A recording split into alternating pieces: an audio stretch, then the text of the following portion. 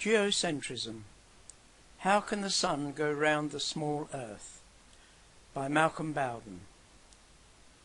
When two bodies circle one another, they actually circle around a point somewhere on the line joining their centres. This is known as the barycenter, and its position along that line depends upon their relative weights.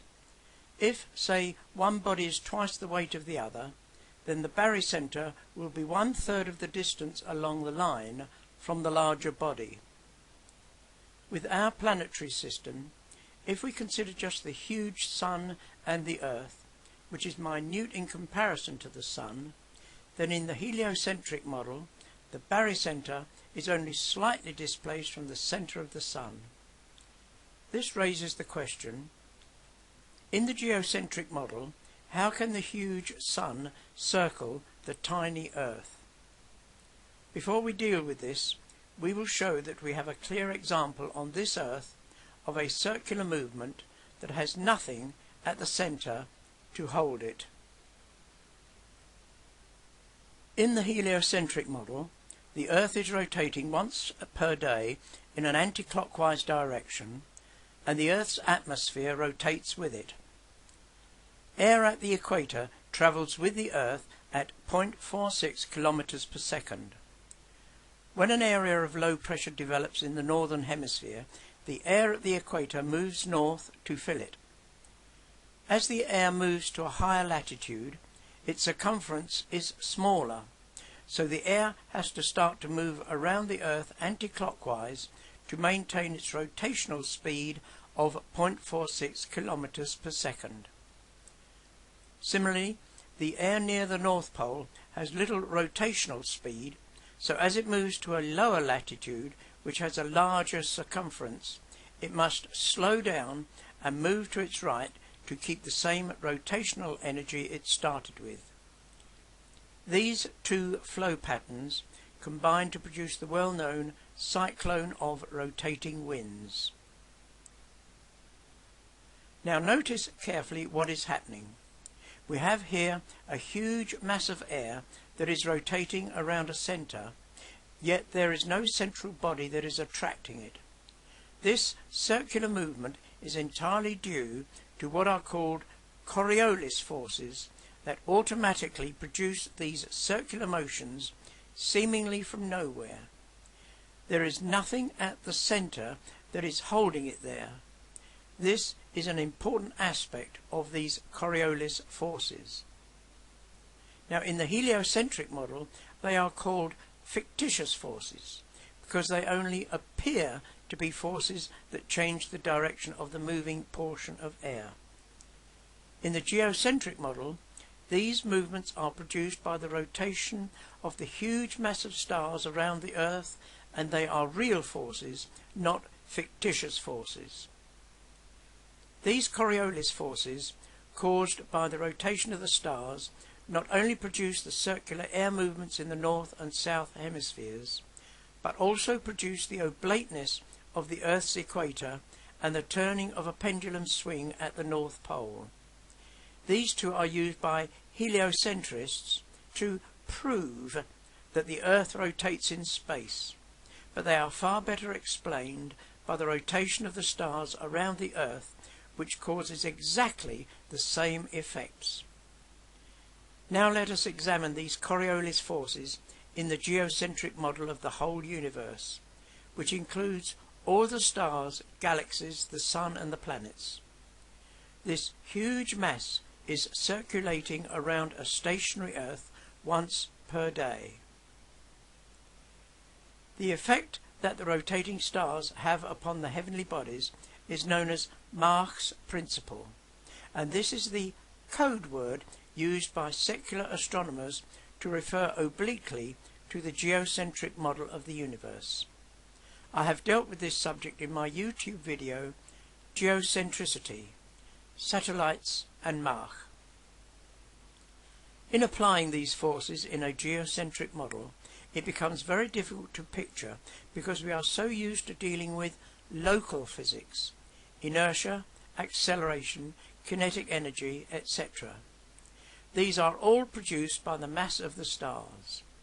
But when we examine the whole of the universe, including the stars, the whole interaction of these forces becomes very difficult to picture because we are dealing with proto-physics.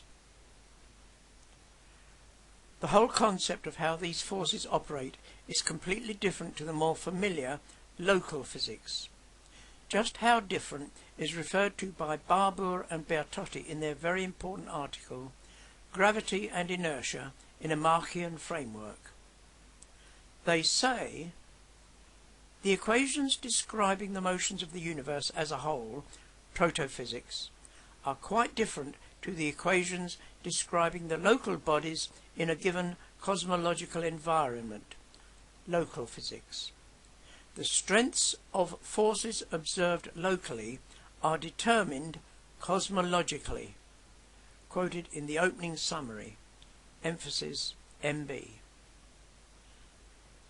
When dealing with gravity, forces, or inertia of bodies, and particularly Coriolis forces, we cannot see anything, and they have to be expressed mathematically. They are not easy to illustrate with diagrams. All that can be done is to show the effects of such forces. It is therefore sufficient to say that cosmologists interested in the Machian principle have examined this subject of protophysics and find that they do produce exactly the complex movements that we see today in the cosmos. Barbour and Bertotti found the Coriolis forces arising out of their examination of the forces in the universe. Gerber, Lenz and Thirring found them arising from their investigations also.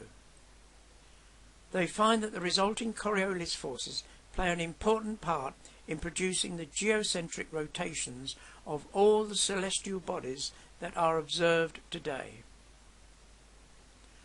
So accurate is the article by Barbour and Bertotti that they produced results for the precession of the perihelions for all the planets. Einstein deliberately fudged his figures to give the correct precession for Mercury, but when his method was applied to the other planets, they gave the wrong results. In fact, the orbits of binary stars with highly unequal masses do not obey Einstein's relativity maths. Physicists know this, but they just shrug their shoulders and ignore this fact. So much for the integrity of relativistic scientists. Although we cannot produce explanatory diagrams or animations in order to show how these forces operate, I refer the viewer to the following. 1. Barbour and Bertotti's article. This is one of the most interesting and important articles that fully supports geocentricity and gives the very advanced maths behind the proto-physics workings of the cosmos.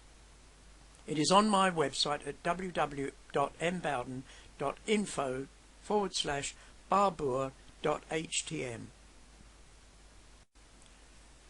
Popov's article. As a result of this dispute about Barbour and Bertotti's article, I was given a link to a 2013 paper by a secular scientist, Popov. This is very similar to their article and has that dreaded word that strikes such fear into the hearts of orthodox scientists actually in its title, the dynamical description of the geocentric universe. It comes to exactly the same conclusions as the Barbour and Bertotti article, and unashamedly refers to Mach's principle as supporting a geocentric universe. I highlight here important extracts from the article.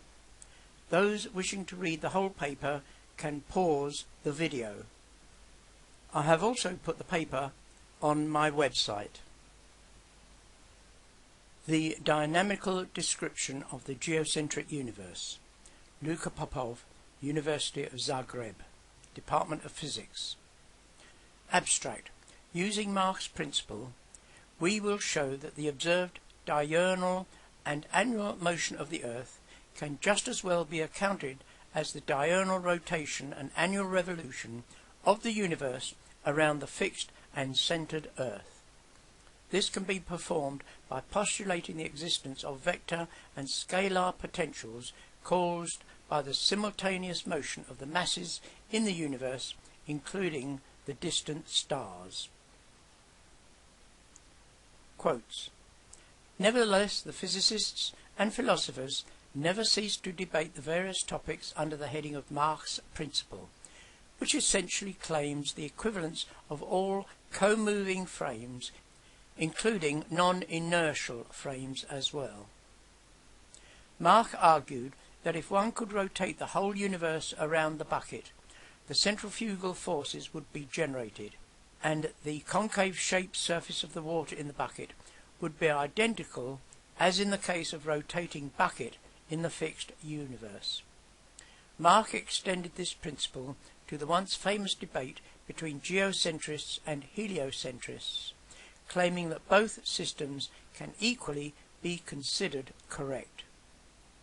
Therefore, every notion of absolute motion or a preferred inertial frame, whether inertial or non-inertial, is not a scientific one, but rather a mathematical or philosophical preference, which can easily explain the annual motion of the Sun and the planets in the neo-Tychonian, i.e. geocentric, system. In the same manner, one can explain the annual motion of the stars and the observation of the stellar parallax. It is the aim of this paper to use the same approach to give the dynamical explanation of the diurnal motion of the celestial bodies as seen from the Earth, and thus give the mathematical justification for the validity of Mach's arguments regarding the equivalence of the Copernican and geocentric systems. The observer can therefore conclude that the celestial bodies perform real circular orbits around the static Earth due to the existence of the vector potential A given by equation 3.1. This conclusion is equivalent to the one that claims that the Earth rotates around the z-axis and the celestial bodies don't. Using this potential alone, one can reproduce the observed retrograde motion of the Mars or explain the effect of the stellar parallax as the real motion of the distant stars in the XY plane. Emphasis MB. One can finally conclude that all celestial bodies in the universe perform the twofold motion around the Earth. 1. Circular motion in the XY plane due to the vector potential A, 3.1, with a period of approximately 24 hours, and 2.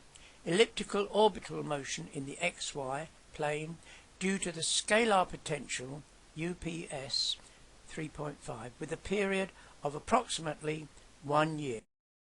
It is a matter of trivial exercise to show that these potentials can easily account for the popular proofs of Earth's rotation, like the Foucault pendulum or the existence of the geostationary orbits. If one could put the whole universe in accelerated motion around the Earth, the potentials 3.1 and 3.5 would immediately be generated and would keep the universe in that very same state of motion ad infinitum.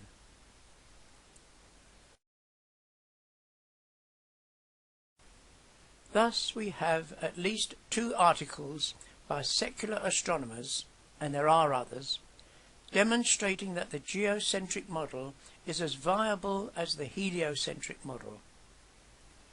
Indeed, the geocentric model is the only correct interpretation that explains the results of the 4 experiments of Michelson-Morley, Michelson-Gale, Airy, and Sagnac. It is clearly in the providence of God, as we read in Genesis 1 verse 1, that he positioned the specially created Earth at the centre of a circling superdense ether before he created any of the other heavenly bodies. He would then have no difficulty in embedding these other bodies in this very dense ether on the fourth day, when it was already circling the earth once per day, as recorded for mankind in Genesis 1 verse 14. What I particularly like is the reference to the creation of the immense number, power and mass of the stars, with a delightful and casual offhand statement, "Oh, by the way, I nearly forgot. He made the stars also." I hope you found that interesting. Thank you for listening.